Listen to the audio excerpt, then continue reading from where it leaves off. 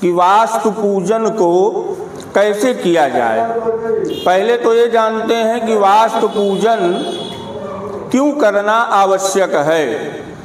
वास्तु पूजन, जैसे आप नया मकान बनाते हैं तो एक नया मकान बनाने में बहुत सारा धन लगता है, और वास्तु शांति को व्यक्ति कथा सुन करके, रामायण करके अधिकांशतः कर लेते हैं। वास्तु से संबंधित पूजन अर्चन को इसलिए किया जाता है कि चूंकि 10 व्यक्ति 5 व्यक्ति के रहने के लिए एक मकान बनाया जाता है, उस मकान में बनाने के लिए, उस स्थान पे निर्माण कार्य को करने के लिए बहुत सारे छोटे छोटे जीव जंतु और वनस्पतियों को, जो औषधीय वृक्ष आदि हैं, उनको हम नष्ट कर देते हैं। तो उस स्थान से दोष लग जाता है। उस दोष को कहा जाता है हिंसजन दोष। उस दोष से निवृत्ति के लिए जब मकान बन जाए तो वास्तु पूजन को अवश्य ही करना चाहिए। तो वास्तु शांति करने के लिए, जैसे कि आप देख रहे हैं कि ये वेदियां बनी हुई हैं, तो इन वेदियों का कार्य क्या है, किस प्रकार से किन देवी देवताओं को स्थान दिया जाए और किन किन स्थानों पे उनका पूजन अर्चन किया जाए। जब भी पूजन किया जाए तो पूजन को करने से पहले जो आसन हो वो सुख आसन होना चाहिए, और आसन भी ऊनी आसन हो, कुश का आसन हो, उस आसन पे बैठ करके पूजन करना चाहिए। तो भगवती पृथ्वी का पूजन अर्चन करने के बाद विघ्न के विनाशक मंगल मूर्ति गणपति गजानन जी हैं, तो गणेश भगवान जी का पूजन अर्चन सर्वप्रथम किया जाता है। तो गणेश जी का स्थान आप देख सकते हैं, उन्हीं के बगल में उत्तर की तरफ भगवती पराम्बा जगदम्बा माँ गौरी जी का स्थान है, और ये वरुण भगवान जी हैं। हनुमान जी को उत्तर रखा जाता है, और दक्षिण दिशा में भैरव जी का स्थान दिया जाता है। घी का जला सकते हैं या तिली के तेल का भी जला सकते हैं। और जो दक्षिण की तरफ आप देख रहे हैं दीपक जल रहा है, ये सरसों के तेल का दीपक जलाना चाहिए। ये दीपक होने चाहिए। इसके बाद हमारे जीवन में सूर्यादि नवग्रह का बहुत ही बड़ा महत्व है। भगवान सूर्य हैं, वो सूर्यादि नवग्रह के प्रधान हैं। तो बीच में आप देख सकते हैं ये भगवान सूर्य का स्थान है, और आप देखेंगे अग्निकोण पे आधा चंद्र चावल की आकृति से बनाया गया है, ये भगवान चंद्रदेव का है। एक त्रिभुज स्थान बनाया गया है दक्षिण दिशा में, सूर्य भगवान से दक्षिण, ये भगवान मंगल का स्थान है। और ईशान कोण पे एक हरा स्थान जिसको कि तीर स्वरूप में बनाया गया है, ये बुध का स्थान है। सूर्य भगवान के सीधे उत्तर में देखेंगे पीला स्थान चावल से आकृति दी गई है, ये बृहस्पति का स्थान है। और सूर्य भगवान से पूर्व दिशा में भगवान शुक्र का स्थान है। सूर्य भगवान से पश्चिम मनुष्य की आकृति दी गई है, ये दंड के अधिकारी भगवान शनि देव का स्थान है। आप देखेंगे शनि भगवान से दक्षिण की तरफ ये राहु का स्थान है, और उत्तर की तरफ केतु का स्थान है। इन सूर्यादि नवग्रह का पूजन अर्चन करने से जो हमारी कुंडली में ग्रह अरिष्ट होते हैं वो प्रसन्न होते हैं, शुभ फल प्रदान करते हैं। इन सूर्यादि नवग्रह की प्रसन्नता के लिए आप देख रहे हैं जो जिस कलर के देवता हैं उसी कलर की झंडी रखी गई है। तो ये ध्वज पताका से युक्त इनका पूजन अर्चन किया जाता है, और हनुमान जी के लिए हनुमत ध्वज दिया गया है। जब सूर्यादि नवग्रह का पूजन किया जाता है, इनका आवाहन किया जाता है, तो इन्हीं के साथ अधिप्रत्यधि देवता का दक्षिण और वाम भाग में आवाहन पूजन अर्चन किया जाता है।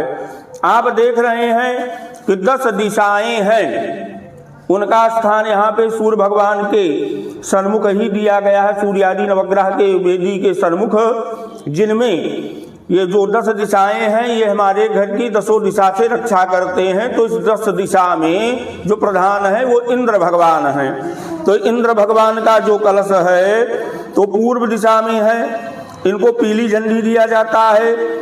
आग्नेय कोण में अग्नि भगवान का स्थान है, दक्षिण दिशा में यमराज जी का स्थान है, नैऋत्य में नरित का स्थान है, पश्चिम दिशा में वरुण का स्थान है, वायव्य कोण में वायु देवता का स्थान है, उत्तर दिशा में कुबेर का स्थान है, ईशान कोण में भगवान शिव का स्थान है, और जो भगवती पृथ्वी को शेषनाग जी अपने फन पे टांगे हुए हैं, धारण किए हुए हैं अनंत, उनका स्थान आप देख सकते हैं नैऋत्य और पश्चिम के मध्य में है।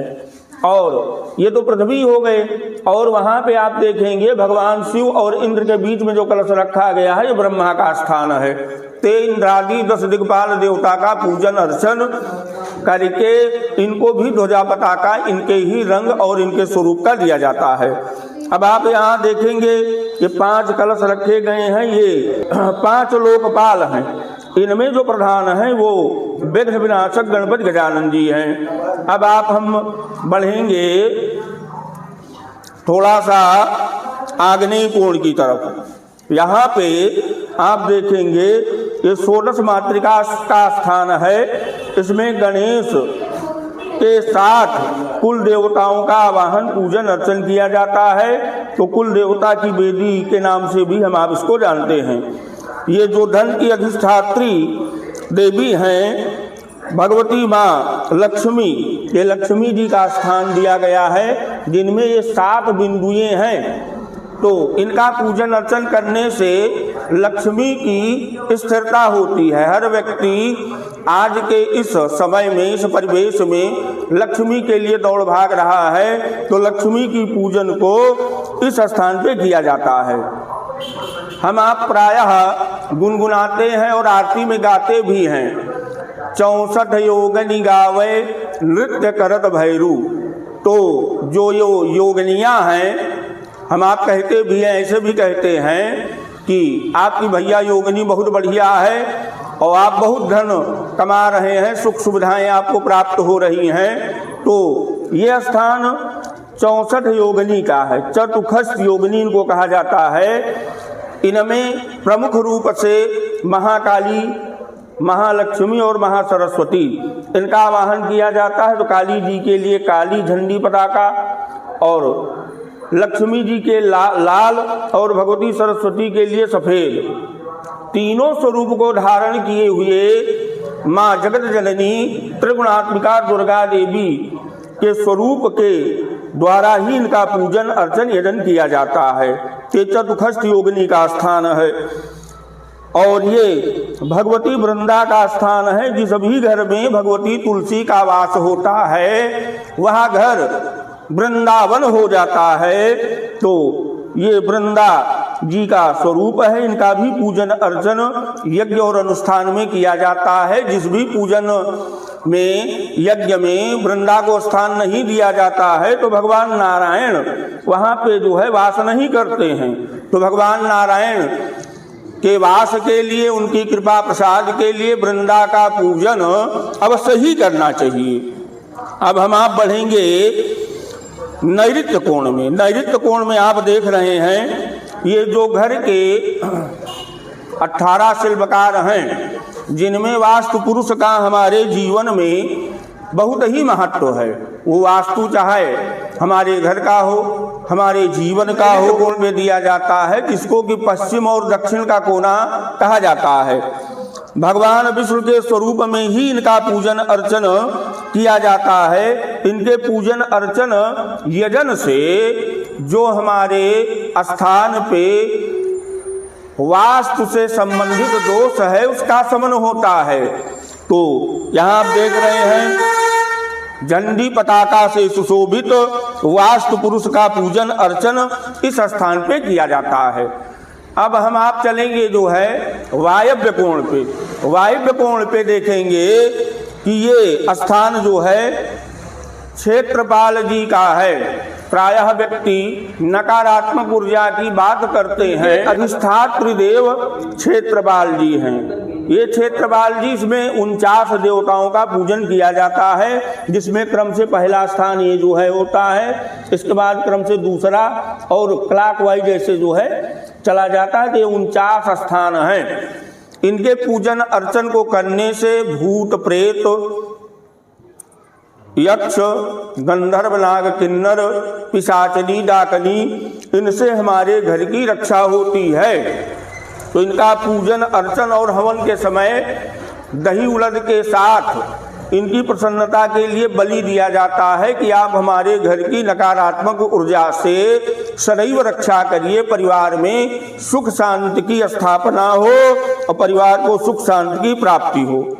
इनके लिए भी जो है आप काली झंडी देख रहे हैं, ये दिया जाता है। और इसमें भैरव का भी स्थान दिया जाता है, भैरव का भी पूजन अर्चन किया जाता है। ते क्षेत्र बालजी महाराज हो गए। अब हम आप बढ़ेंगे जो है प्रधान वेदी। प्रधान का मतलब होता है, हम आप वैसे भी कहते हैं कि प्रधान का मतलब होता है मुखिया। तो चाहे वो घर के मुखिया हों या किसी पूजन अर्चन के मुखिया हों, तो जो मुखिया हैं उनको ऊंचा स्थान दिया जाता है। तो ये जो वेदी आप देख रहे हैं रंग बिरंगे चावलों से बनी हुई है, सभी वेदियों में बड़ी वेदी बनी हुई है। तो ये जो स्थान है इसका नाम है सर्वतोभद्र मंडल। सर्वतो का मतलब होता है सभी प्रकार से, और भद्र का मतलब होता है कल्याण।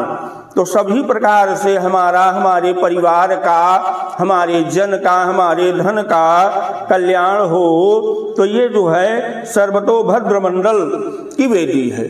33 कोटि देवताओं का, ब्रह्मादि देवताओं का आवाहन पूजन अर्चन इस वेदी पे किया जाता है। अब भगवान शिव की स्थापना अगर आपको करना है तो लिंगतो भद्र या 12 लिंगतो भद्र वेदी बनाना चाहिए। बाकी आप किसी भी देवी देवता की स्थापना, पूजन अर्चन, यजन इस प्रधान वेदी पे कर सकते हैं। इनके लिए भी ध्वजा पताका जो है प्रदान की गई है। तो भगवान विष्णु जो कि मोक्ष के दाता प्रदाता हैं, उनको स्थान दिया गया है, जिनका कि प्रमुख रूप से पूजन अर्चन यजन किया गया है। और इनसे सभी व्यक्तियों को प्रार्थना करनी चाहिए कि भगवान, चूंकि जो भगवती लक्ष्मी हैं वो भगवान नारायण की ही धर्म पत्नी है। तो भगवान नारायण की जब कृपा होती है, इनकी जब प्रसन्नता होती है, तो भगवती लक्ष्मी की असीम अनुकंपा उस घर पे, उस परिवार पे विशेष रूप से बनती है।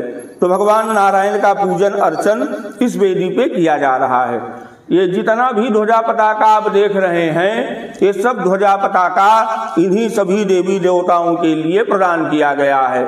और ये सुंदर स्वरूप भी आप देख सकते हैं। मंगल मूर्ति विघ्न विनाशक गणपति गजानन जी, भगवान श्री राम जी का दरबार और भगवान सगण शिव परिवारस्थ देवता त्रिगुणात्मिका 9 स्वरूप को धारण की हुई भगवती पराम्बा जगदम्बा दुर्गा जी और चिरंजीवी जो इस कलिकाल के प्रधान देवता हैं, असुर दल संहारक लक्ष्मण प्राणदाता श्री हनुमत देवता। तो इनका सबका पूजन अर्चन करने के उपरांत जो भी नया घर हो उसमें बंधनवार का अर्थ यहाँ होता है, चाहे वो अशोक के पत्ते के द्वारा, आम के पत्ते के द्वारा, मूंज का बाध हो या कोई रस्सी हो, अगर आपको नहीं प्राप्त हो रही है तो उसी में इन पत्तों को लगाना चाहिए। उसी में कागज की झंडी आदि से सुसज्जित करके धात्री विधात्री देवी का पूजन अर्चन किया जाता है और घर के चारों तरफ उसको बांध दिया जाता है। त्रिसूत्र वेष्टन के द्वारा 4 कील का पूजन अर्चन और बलि प्रदान करके इसी धागे को घुमाया जाता है। जब ये धागा घुमाया जाता है तो दूध की धारा और जल की धारा से सिंचित किया जाता है।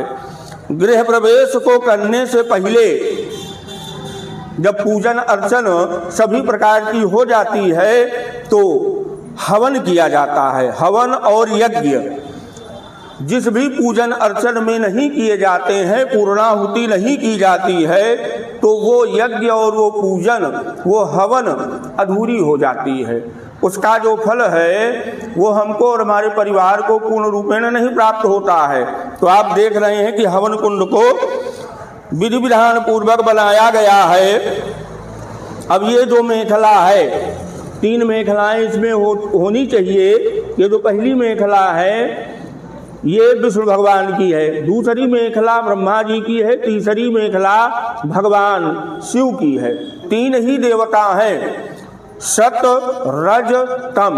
सात्विक भगवान विष्णु, राजसी ब्रह्मा जी और तामसी भगवान भूत भावन शाम सदाशिव जी। इन्हीं 3 देवताओं का आवाहन क्रम से इन तीनों मेखलाओं पे किया जाता है।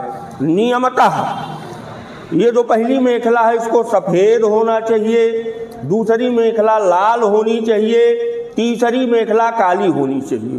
तो सत रज तम इन्हीं 3 मेखलाओं पे इन 3 देवताओं का पूजन अर्चन यजन किया जाता है। और ये आप ये जो देख रहे हैं पान के पत्ते की भांति, इसको योनि कहा जाता है। यहीं पे बैठ करके इनका पूजन अर्चन करके कुश कुंडिका आदि सुकर्मों को करने के उपरांत, पंचभूत संस्कार के उपरांत अग्नि का स्थापन पूजन अर्चन करके जिन भी देवी देवताओं का हम आवाहन किए हैं उनको आहुति प्रदान की जाती है।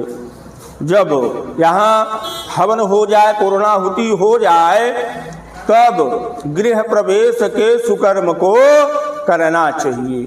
जय जय श्री सीताराम।